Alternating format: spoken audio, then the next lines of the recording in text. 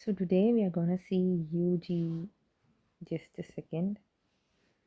I'll make this white. Is that okay? Yeah, good white. Done. We are gonna see UGC net paper 1. And paper 1 we are gonna see chapter 1 teaching aptitude, which is the chapter 1 and paper 1. So let's start with the basic concept. First, in teaching aptitude, we come to a concept known as education. எஜுகேஷன்னா என்ன?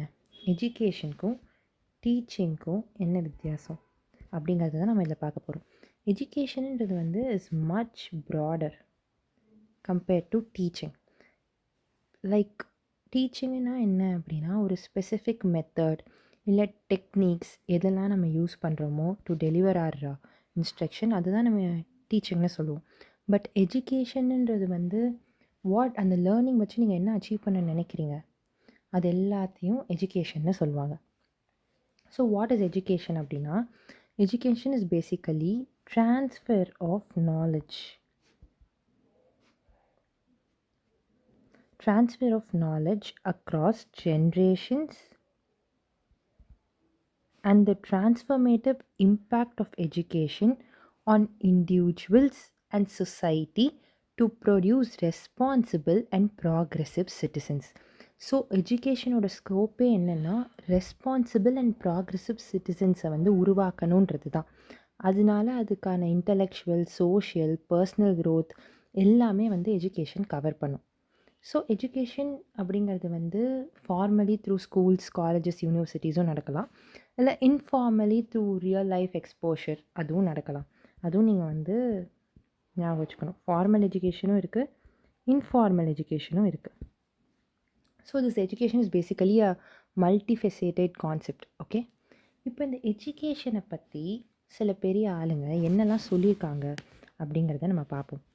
First நம்ம பார்க்க வேண்டிய ஆள் வந்து Sri Rabindranath Tagore.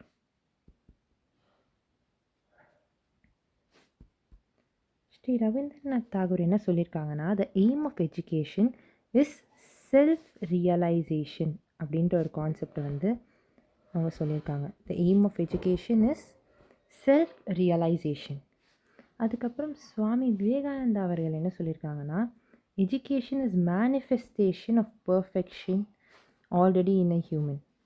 So education is nothing but manifestation of perfection already in a man. Human இல்லை, in a man. Okay, அதுக்கப்புறம் நிறைய பேர் நெல்சன் மண்டேலா அவங்க கூட எஜுகேஷன் பற்றி என்ன சொல்லியிருக்காங்கன்னா education is the most powerful weapon you can use to change the world. எஜுகேஷனை வந்து மோஸ்ட் பவர்ஃபுல் வெப்பன்னு சொன்னது யார் அப்படின்னு பார்த்தீங்கன்னா நெல்சன் மண்டேலா அவர்கள். அதுக்கப்புறம் ஜான் டேவி வந்து education is preparation for life, education is life itself அப்படின்னு சொல்லியிருக்காங்க. அதுக்கப்புறம் ஆல்பர்ட் ஐன்ஸ்டைன் வந்து education is what remains after one has forgotten what one has learnt in school அப்படி சொல்லியிருக்காங்க. ப்ளஸ் பிளாட்டோ வந்து education is the kindling of flame not the filling of a vessel அப்படின்னு சொல்லியிருக்காங்க. So these are all different people who spoke about education and எஜுகேஷனை பற்றி ஒரு theory definition கொடுத்ததில் இவங்க எல்லோரும் வந்து கொஞ்சம் இம்பார்ட்டண்ட். இப்போது நம்ம எஜுகேஷன் ஃபிலாசபிஸ் பற்றி பார்க்க போகிறோம்.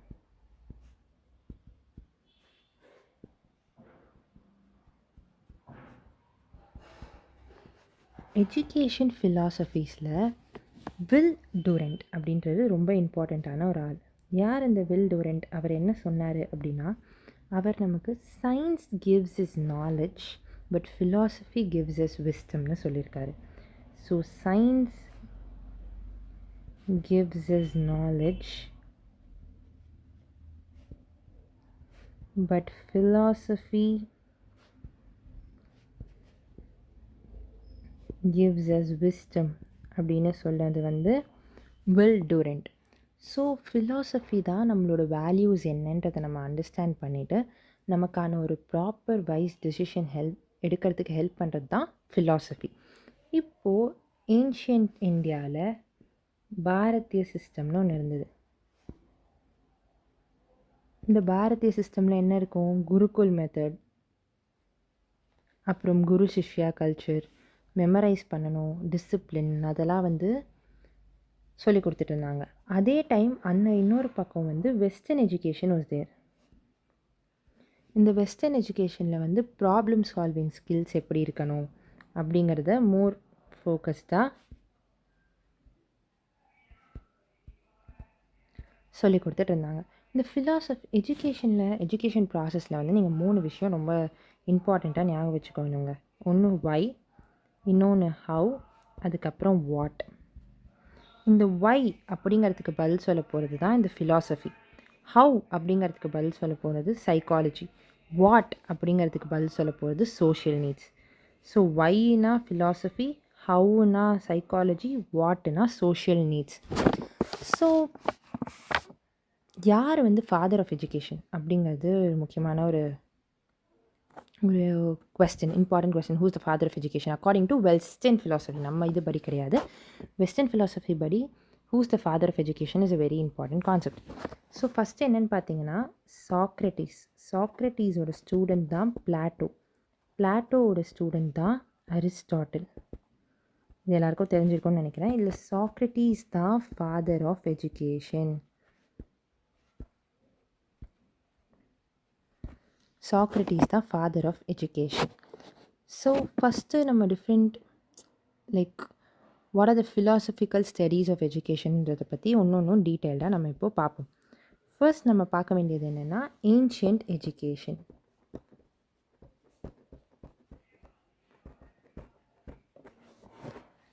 ஏன்ஷியன்ட் எஜுகேஷன் வந்து கிரீஸ் அண்ட் ரோம்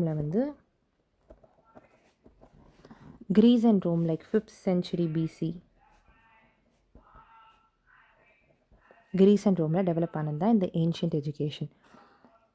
தென் என்ன எம்பசிஸ் பண்ணாங்க ஏன்ஷியன்ட் எஜுகேஷன்லன்னு பார்த்தீங்கன்னா கிளாசிக்கல் டெக்ஸ்ட்ஸை படிக்கிறது.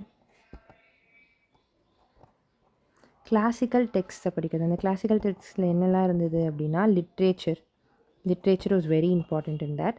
அதுக்கப்புறம் ஃபிலாசபி, மேக்ஸ்,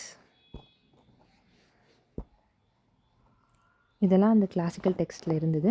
இந்த கிளாசிக்கல் டெக்ஸ்ட்டில் இருந்த லிட்ரேச்சர், ஃபிலாசபி, மேக்ஸ் எல்லாம் படிக்கிறது தான் ஏன்ஷியன்ட் எஜுகேஷனோட அதுதான் சொல்லிக் கொடுக்கப்பட்டது. இந்த ஏன்ஷியன்ட் எஜுகேஷனோட மெயின் ஃபோக்கஸே என்னவாக இருந்ததுன்னா மாரல் கேரக்டர் அண்ட் சிவிக் வர்ச்சுவை வந்து டெவலப் பண்ணணும்.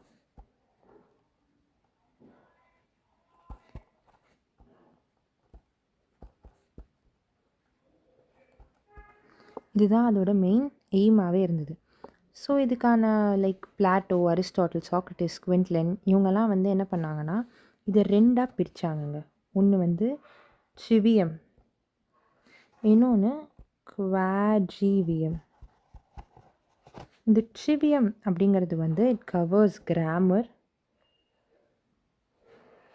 And then rhetoric and then it covers logic. Grammar, rhetoric and logic cover பண்ணுறது வந்து ட்ரிவியம். இன்னொன்று வந்து குவாட்ரிவியம்ன்றது வந்து என்னது, அரித்மெட்டிக்,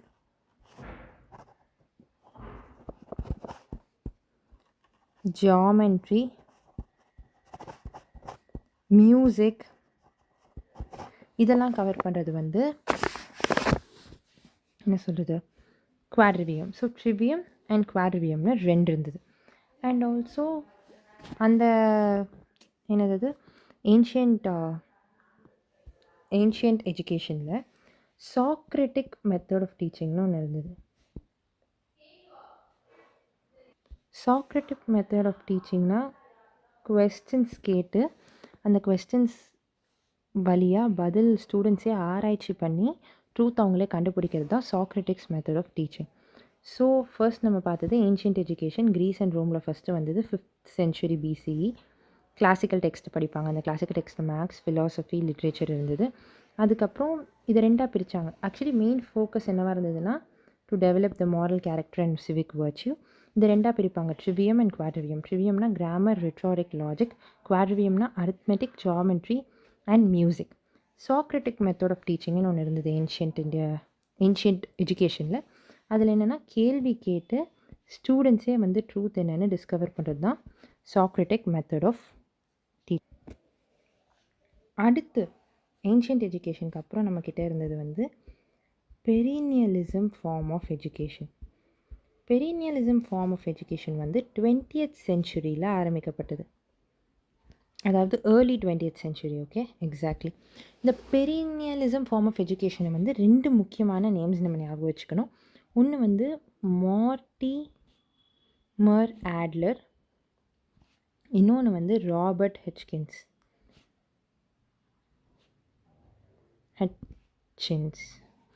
இவங்க 2 பேர் தான் main proponents of the approach of perennialism form of education. So Mortimer Adler. So what does perennialism support அப்படின்னு கேட்டிங்கன்னா, perennialism looks at the timeless and universal ideas and knowledge.